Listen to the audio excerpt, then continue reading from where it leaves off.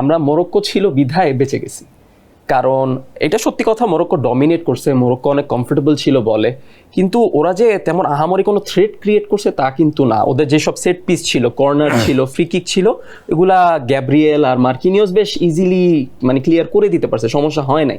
কিন্তু আপনি যখন ওই রকম এলিট যেসব ক্লাবগুলো মানে দলগুলো আছে, ফ্রান্স, ইংল্যান্ড, আর্জেন্টিনা, পর্তুগাল, এদের আগেনস্ট যখন যাবেন এরা সব কিছু পানিশ করবে, এদের সাথে আপনি পারবেন না। তখন এরা যখন ওই ফ্ল্যাঙ্কটা, এক্সপোজ ফ্ল্যাঙ্কটা কাজে লাগবে, এমনি ভাই চমৎকারভাবে যেটা মনে করিয়ে দিলেন আমাকে যে ব্রাজিলের ফুলব্যাক নেই, যেটা সত্যি কথা নেই।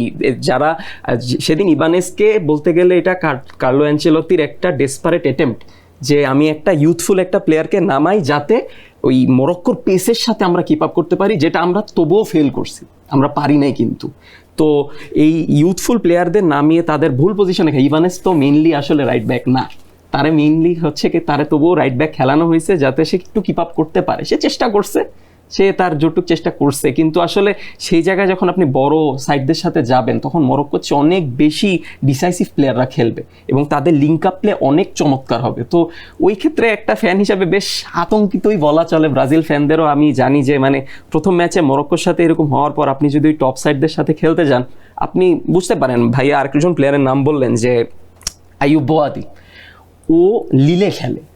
এই ছেলেটা লিলে বেশ চমক সে প্রদর্শন করছে, সে ভালো, সে আপরাইজিং একটা ট্যালেন্ট, কিন্তু সে ব্রাজিলের সাথে যত কাম অ্যান্ড কম্পোস্ট খেলা খেলছে, তো সেই জায়গায় যদি আমি মনে করি বোয়াদি যদি এরকম কাজ করে দিতে পারে, ব্রাজিলের আসলে যে ডিফেন্সে যেই মিডফিল্ডে যে ল্যাকিংটা আছে সেটাকে যদি সে এক্সপোজ করতে পারে, আমি যদি স্পেনের সাথে তখন ব্রাজিলকে কম্পিট করে যখন পেদ্রি খেলবে, তখন তো বলই দেখতে পারবে না এরা, কারণ পেদ্রি মানে এরা বল গুছায় ফেলতে পারবে, এরা অনেক কম্পোজড, এরা মরক্কোর মতো ওই ডি বক্সের সামনে যাই যে থেমে যাবে তা না, এরা সামনে ঢুকবে এবং এরা মানে পেনিট্রেট করে গোলও দিবে।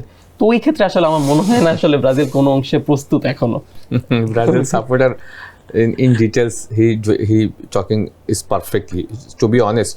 আপনি যখন ফ্রান্স, লাইক পর্তুগাল, যাদের ইংল্যান্ড, ইভেনচুয়ালি স্পেন, যাদের উইং স্ট্রাইকাররা অনেক ফাস্ট, তাদের এগেনস্টে দুই উইং ফুলব্যাক কীভাবে এটা হ্যান্ডেল করবে আমি জানি না। ডাবল ডিফেন্ডিং করেও পারবে কিনা আমি ঠিক জানি না। যেমন লাইক মাইকেল অলিসি, তারপরে আপনার হলো যদি আমরা রাফায়েল লেওর কথা বলি ইন পর্তুগাল, আমরা যদি স্পেনের আমরা যদি লামিন ইয়ামাল, তারপর নিক উইলিয়ামস, এদের কথা বলি, এদেরকে কীভাবে হ্যান্ডেল করবে।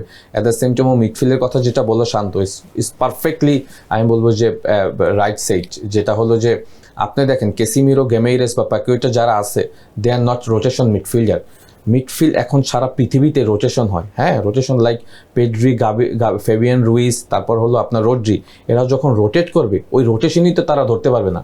হ্যাঁ, সো ইভেনচুয়ালি পর্তুগালের মিডফিল্ড প্যাটার্ন দেখেন আপনি, ব্রুনো ফার্নান্দেস, আপনার জোয়াও নেভাস এবং হলো আপনার ভিতিনা, হ্যাঁ বার্নার্দো সিলভা, মানে এরা যখন মিডফিল্ডে, এদেরকে তো আমি আসলে আই ডোন্ট নো যে ব্রাজিল এগুলির কিভাবে মেকওভার করবো। হয়তো ফার্স্ট রাউন্ড পার হয়ে 32-তে রাউন্ড অফ 32-তে যাবে, যখন পর্তুগাল, ইংল্যান্ড, ফ্রান্সদেরকে ফেস করবে, ইভেনচুয়ালি আর্জেন্টিনাকেও যদি ফেস করেন, আর্জেন্টিনা মিডফিল্ড প্যাটার্ন এত স্ট্রং।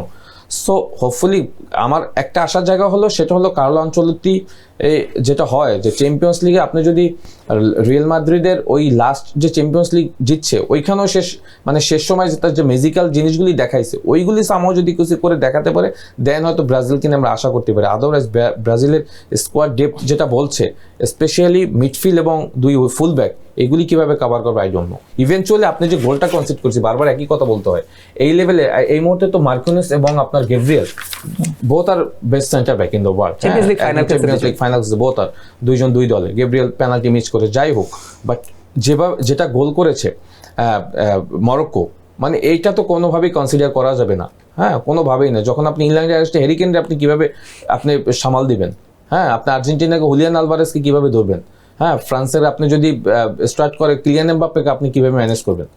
সো এগুলি ইন ফিউচার এগুলি নিয়ে অবশ্যই আমি মনে করি যে ব্রাজিল ট্রেনিং সেশনে কাজ করবে এবং ভিডিও অ্যানালিস্ট করে তাদের ভুলগুলি আমার কাছে মনে হয় যে মেক আপ করবে।